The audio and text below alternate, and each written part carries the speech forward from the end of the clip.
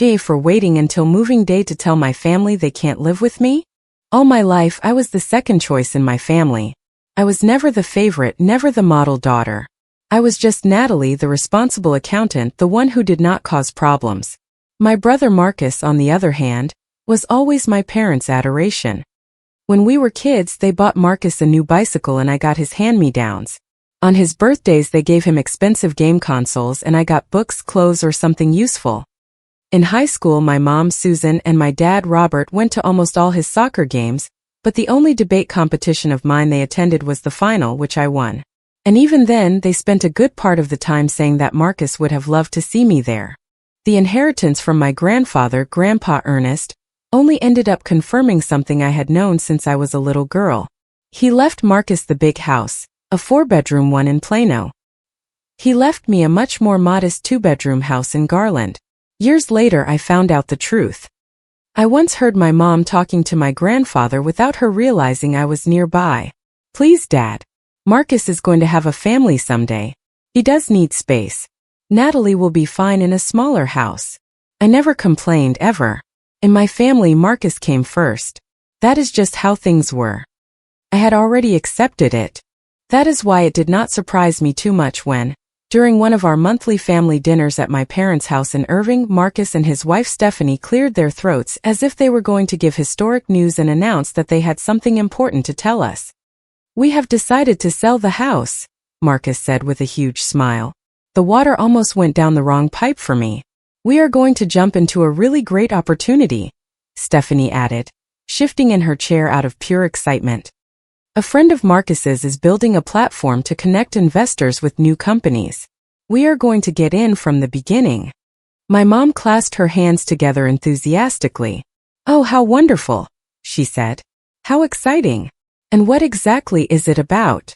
"It is a very solid investment project," Marcus replied, waving his hand with an air of superiority. "It is going to change the way new businesses are financed. Jason has everything put together very well. He told us that the return could be up to 300% in the first year," Stephanie chimed in. I put my fork down on the plate. 300%, I repeated. "That sounds very sketchy." The table went silent for barely a second, but it was enough for me to feel the shift in temperature. "Look," I said carefully.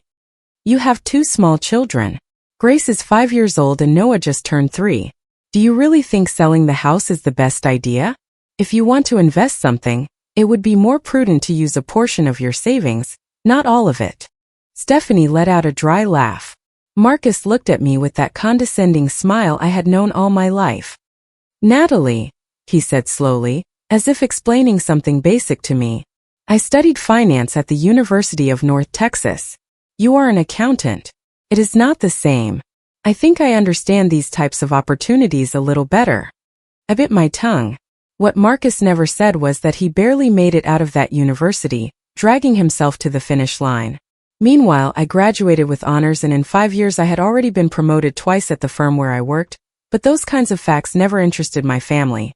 "Besides," Marcus continued talking, "my grandfather left me the big house in Plano for a reason. He always knew I had a better vision for business. This is exactly the kind of opportunity he would have liked me to take advantage of." I could have told him the truth right then.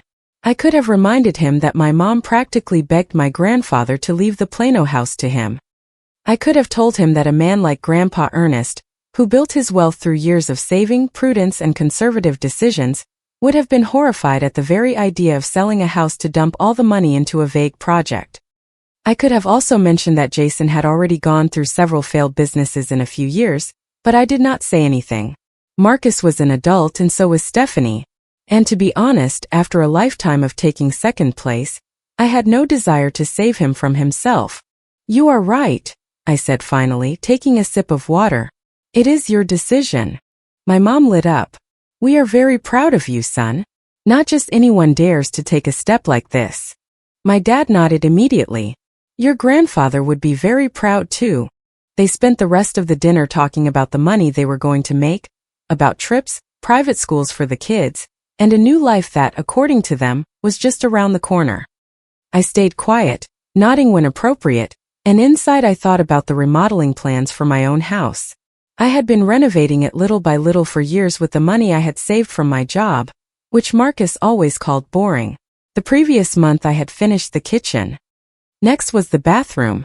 3 months after that dinner, I was enjoying that exact newly remodeled bathroom.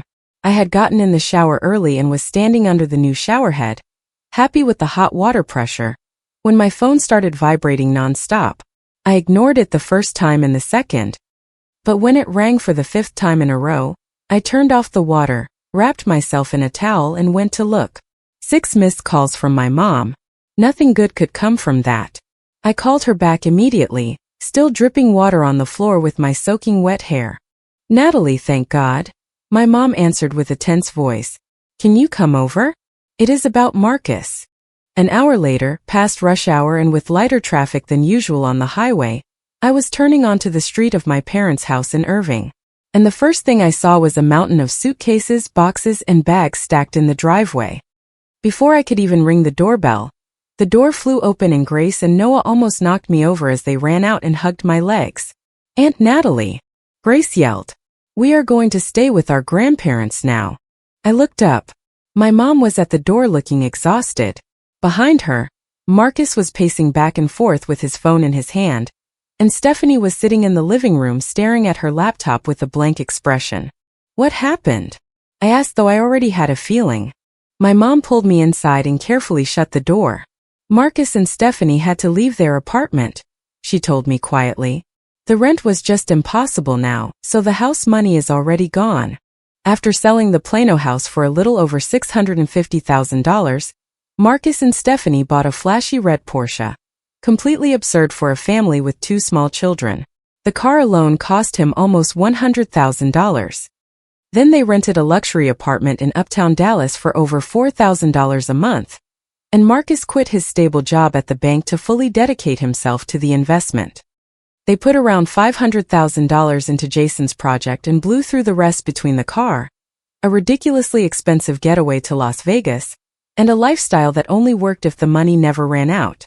"Jason says the first quarter is always slow," Marcus said loudly, having just finished a call, forcing himself to smile. "But this is going to pick up any second now." I went to the kitchen for a glass of water. My dad followed me in. "How bad are they doing?" I asked him quietly. My dad ran a hand through his thinning hair. "They have already gone through everything," he said. "The rent was sky high. The car is drowning them and Jason is always coming up with just a little longer, just a little longer. But I do not know, I do not like this." Over the following weeks, I watched everything from a distance. Marcus managed to get a job at a car dealership, way below the position he held at the bank, but at least it was something. Stephanie kept posting carefully curated photos on social media, as if her life were still perfect. Smiles, filters, pretty breakfasts, well-dressed kids, but nothing was fine. The house of my parents, where they planned to spend a peaceful retirement, was not built for 6 people. One night, my mom called me with a defeated voice. "Natalie, honey, I am embarrassed to ask you this, but we are struggling a bit with groceries.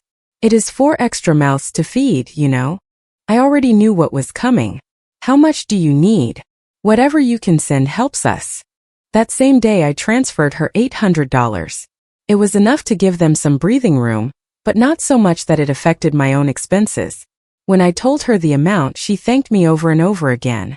Even so, underneath the relief, I noticed a slight disappointment. She clearly expected more. The next month she called again, and the next one too. The monthly transfer of $800 became a habit.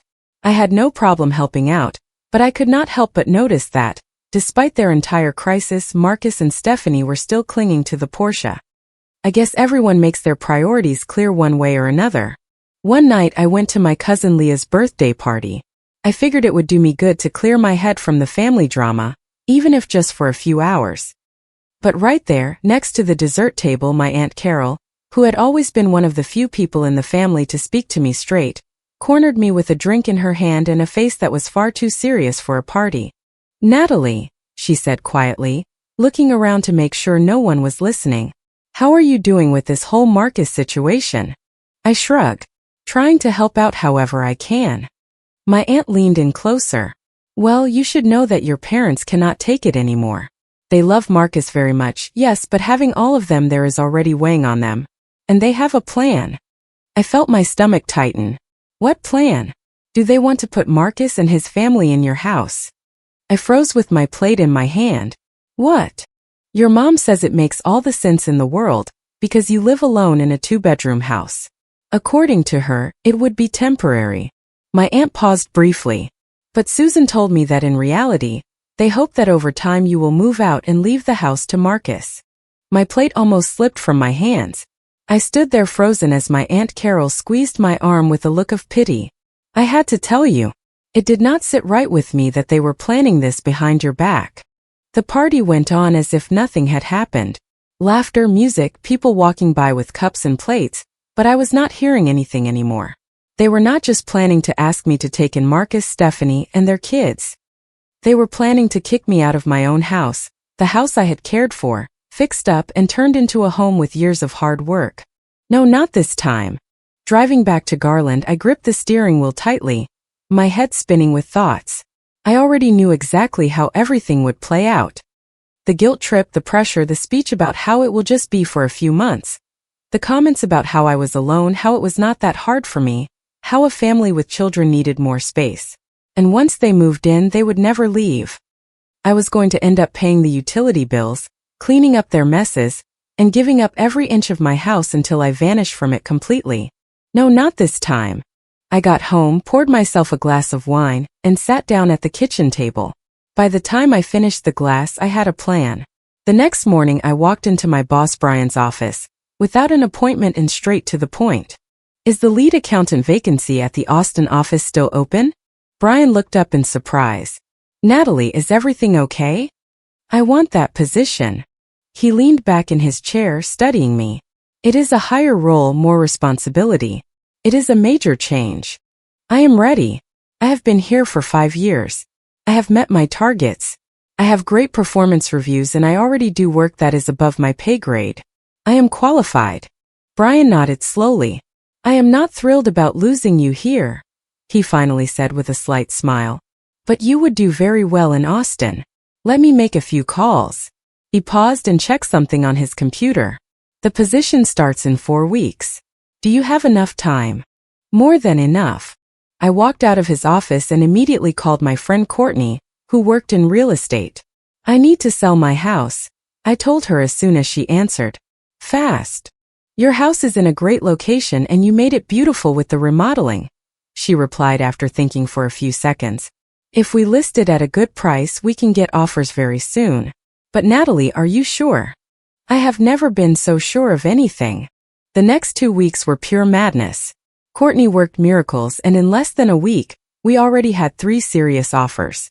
I accepted the highest one. The house sold for a little over $300,000, well above what I had paid 4 years prior. With that, plus my savings, I was able to relocate without drowning financially. At the same time, I started looking for an apartment in Austin, near the new office. I wanted something simple, comfortable, and my own.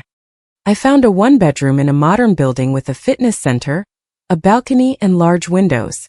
It was ready for immediate move-in and located in a very good area.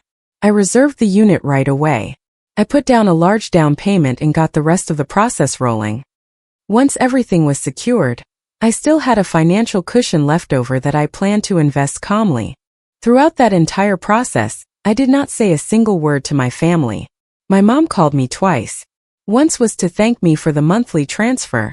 The other was to invite me to dinner the following Saturday.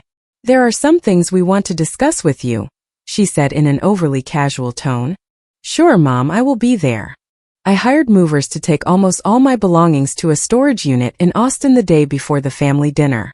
I only kept what fit in 2 suitcases, my laptop, some paperwork, and a couple of personal items.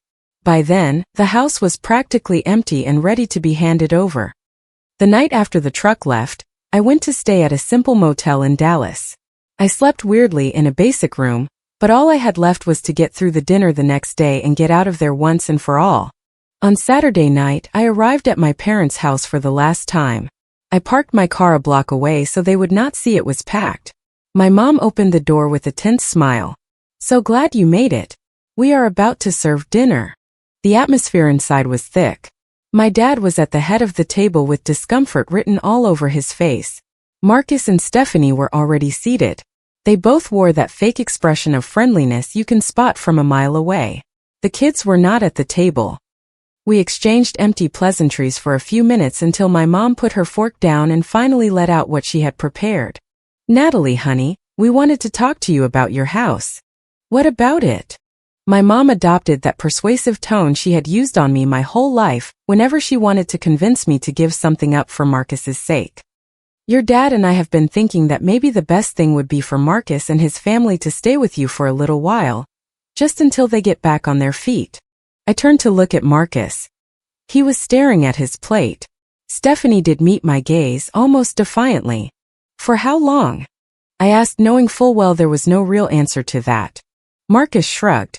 "We do not know, but things with the investment could improve any minute now. Jason says something major is about to close."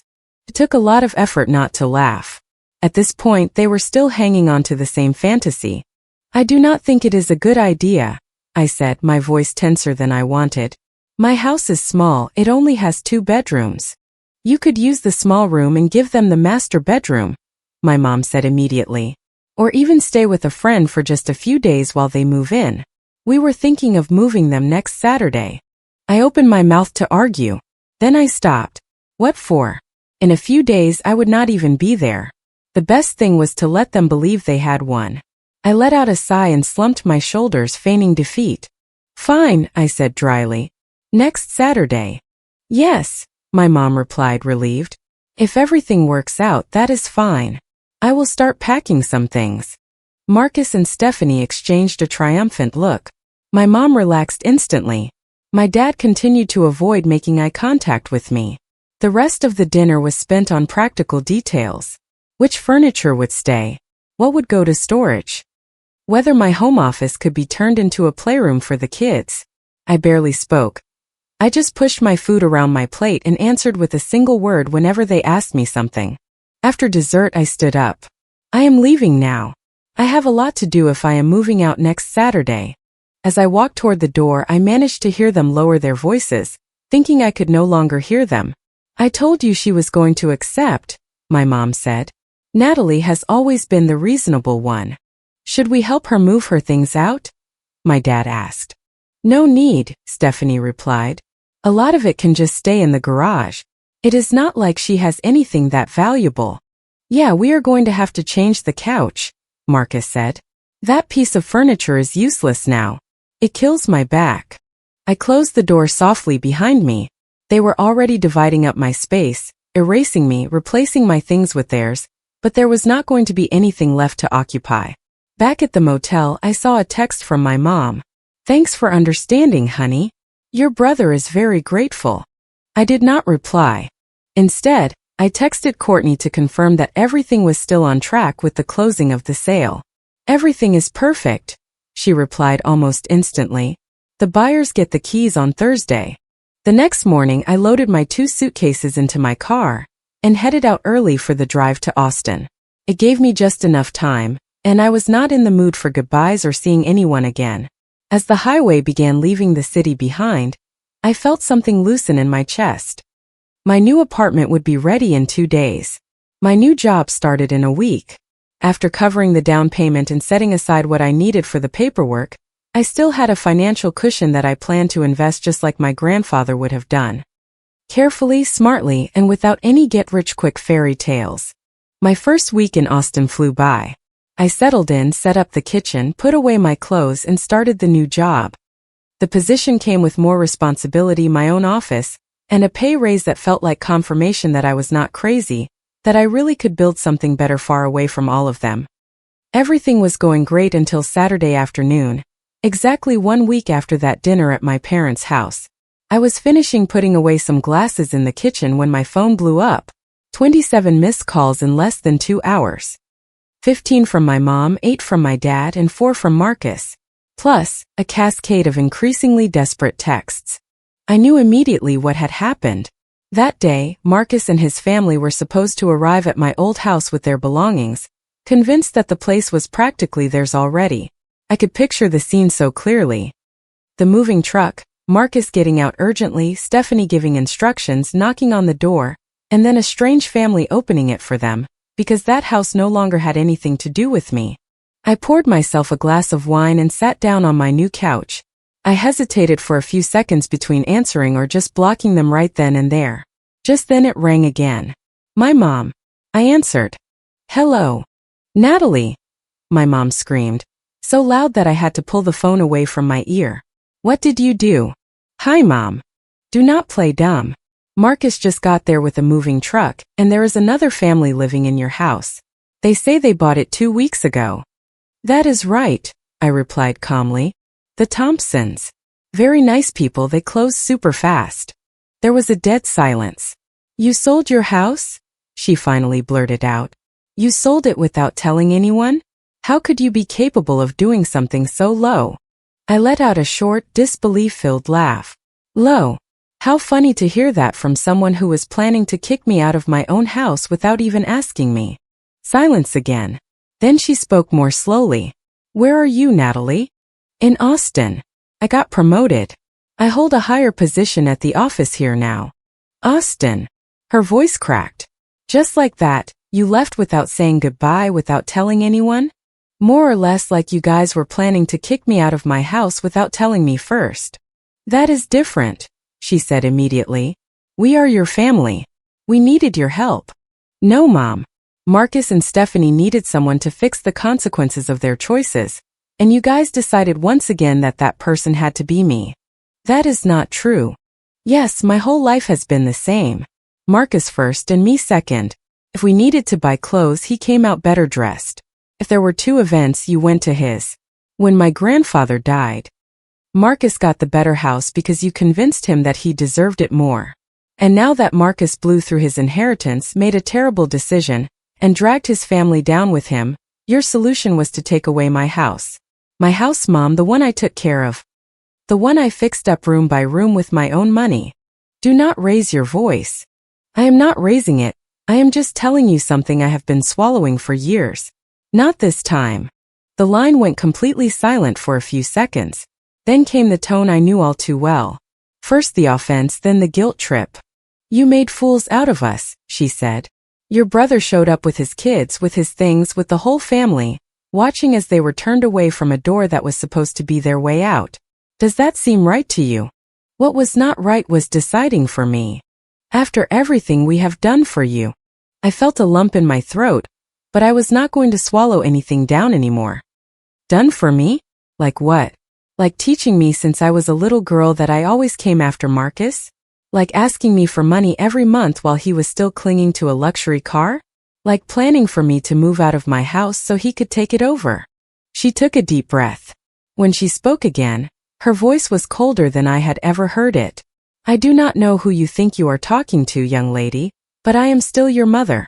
And if your family means so little to you, then from this moment on, stop looking for me. Still hurt. I took a deep breath. I think we both know that started a long time ago. She did not answer.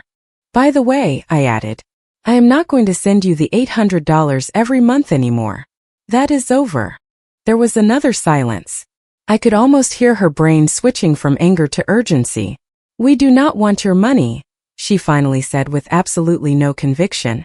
Good, because you are not going to get it anymore. I hung up before she could say anything else.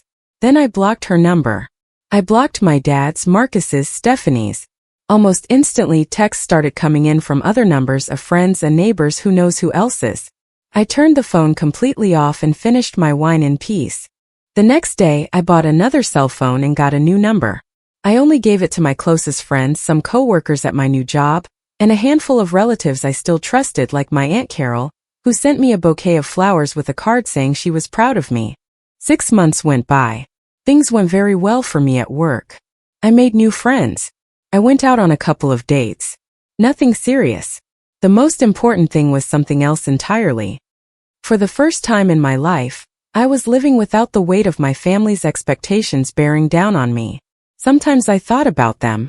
I wondered if Marcus, Stephanie, and the kids were still living with my parents.